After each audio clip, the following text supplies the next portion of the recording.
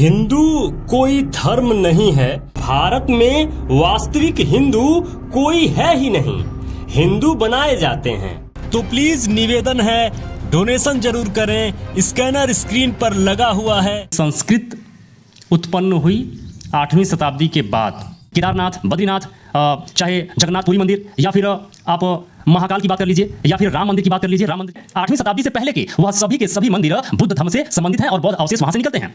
जैसा कि बहुत पहले ही आप लोगों ने न्यूज में सुना होगा कि सोमनाथ जो दोस्तों, वर्तमान समय में YouTube इनकम का एक अच्छा सोर्स है और साथ ही ये फ्रीडम ऑफ स्पीच देता है। लेकिन कुछ लोग इस YouTube का इस्तेमाल करके समाज में एक नफरत की भावना फैलाने में कोई कसर नहीं छोड़ते। अभी वर्तमान समय में ऐसा ही एक एजेंडा चल रहा है जिसके तहत हमारे समाज में जातियों के बीच एक नफरत का भाव फैलाया जा रहा है और ऐसे लोगों ने इसका माध्यम चुना है भारत के सबसे पुराने धर्मों में से एक धर्म बुद्धिज्म को। बुद्धिज्म जिसमें महात्मा बुद्ध ने हम सबको एक रहना, साथ रहना और मिलजुल कर समाज में शांति बनाए रखने के लिए अच्छे अच्छे ज्ञान दिए। लेकिन आज के कुछ यूट्यूबर्स महात्मा बुद्ध के नाम का सहारा लेकर समाज में ऐसी भावना फैला रहे हैं जैसे हिंदुओं ने बुद्धिज्म को दबाया, मिटाया और अब उनका कहना है एक समाज जो हिंदू धर्म में निचले पायदान पर वर्ण व्यवस्था के अनुसार आता है उसको अब उठ खड़े होना चाहिए और एकजुट होकर बदला लेना चाहिए।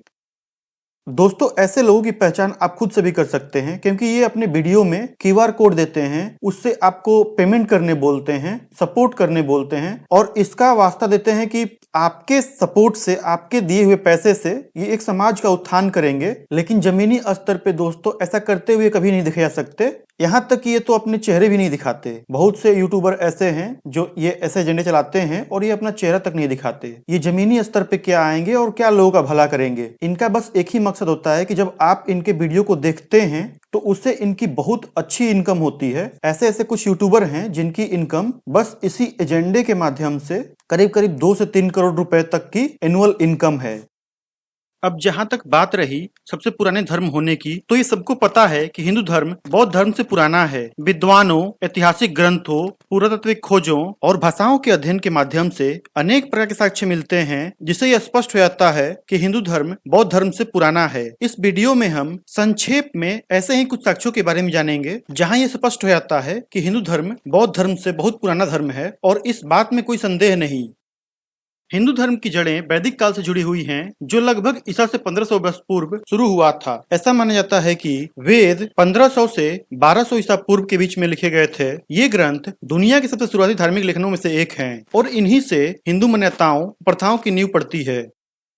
यदि हम बात करें बौद्ध धर्म की, तो बौद्ध धर्म की स्थापना सिद्धार्थ गौतम ने की, जिन्हें बाद में बुद्ध के नाम से जाना गया। महात्मा बुद्ध 6ठी से 5वीं शताब्दी ईसा पूर्व के बीच में अपने जीवन के दौरान ज्ञान की प्राप्ति करते हैं और अपने उपदेशों को देते हैं जिनसे बौद्ध धर्म की नींव पड़ती है। महात्मा बुद्ध का जीवन काल 563 ईसा पूर्व से लेकर 483 ईसा पूर्व के बीच में था और इस दौरान उनके द्वारा दिए गए ज्ञानों को कई शताब्दियों के बाद त्रिपिटक में लिखे गए। हालांकि ये शिक्षाएं मौखिक रूप से बुद्ध के महापरिनिर्वाण के बाद विद्यमान रहीं। पुरातत्व के अनुसार देखें तो सिंधु घाटी सभ्यता में अनेक ऐसे साक्ष्य मिलते हैं जिनसे यह प्रतीत होता है कि सिंधु घाटी सभ्यता में भी धार्मिक स्थल और अनेक ऐसी प्रथाएं मौजूद थीं और इस कालखंड में भी रीति रिवाजें मौजूद थे।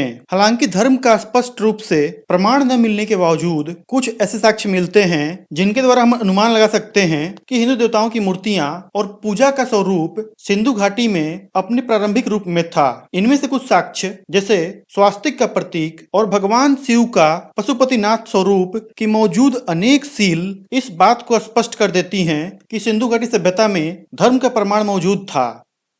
वहीं अगर हम बात करते हैं बौद्ध धर्म की, तो बौद्ध धर्म में सम्राट अशोक के शासनकाल में यानी कि 3री शताब्दी ईसा पूर्व में बौद्ध स्तूपों का निर्माण कराया गया और इसके बहुत समय बाद लगभग सम्राट अशोक के 400 साल बाद भगवान बुद्ध की प्रथम मूर्ति का निर्माण हुआ, जिसे हम आज उनके स्वरूप के रूप में जानते हैं। यह खुद में एक साक्ष्य है कि महात्मा बुद्ध का पहला स्वरूप उनके महापरिनिर्वाण के 600 से 700 साल बाद बनाना शुरू किया गया, जबकि सिंधु घाटी सभ्यता में धार्मिक प्रथाओं के साथ साथ अनेक मूर्तियां भी मौजूद थीं। यह प्रमाण करता है कि प्राचीन भारत के भूभाग्य पर महात्मा बुद्ध से पहले मूर्ति पूजा और अनेक रीति रिवाज भी मौजूद थे। अर्थात बुद्धिज्म के आने से पहले भारतीय भूभाग्य पर धार्मिक परंपराएं और धार्मिक साक्ष्य किसी प्राचीन मौजूद धर्म की ओर संकेत करता है।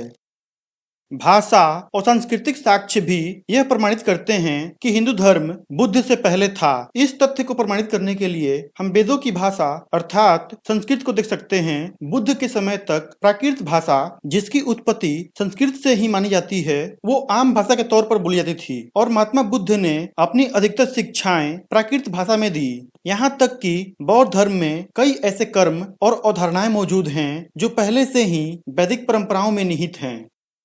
दर्शन शास्त्र के अनुसार हिंदू धर्म ने ऐसा सांस्कृतिक और धार्मिक संदर्भ प्रदान किया जिससे बौद्ध धर्म का उदय हुआ। बुद्ध की शिक्षाएं मौजूदा हिंदू दर्शन जैसे कि जाति व्यवस्था और वैदिक अनुष्ठानों के प्रति उनकी अस्वीकृति को प्रमाणित करती है। यह साबित करता है बौद्ध धर्म से पहले ही हिंदू विचारों का प्रभुत्व था और महात्मा बुद्ध ने अपने बौद्धिक विचारों से समाज में एक सुधार आंदोलन के रूप में अपने उपदेश दिए, जो आगे चलकर बौद्ध धर्म की नींव रखते हैं और आने वाली अनेक सदियों में बौद्ध धर्म का संपूर्ण स्वरूप विकसित होता है, जिसमें बौद्ध धर्म की सभा और साथ ही अनेक विद्वान कालखंड में आते हैं और बौद्ध धर्म महात्मा बुद्ध के 600 से 700 सालों के बाद नागार्जुन के साथ अपने वास्तविक स्वरूप में आता है और बौद्ध धर्म का संपूर्ण उदय होता है।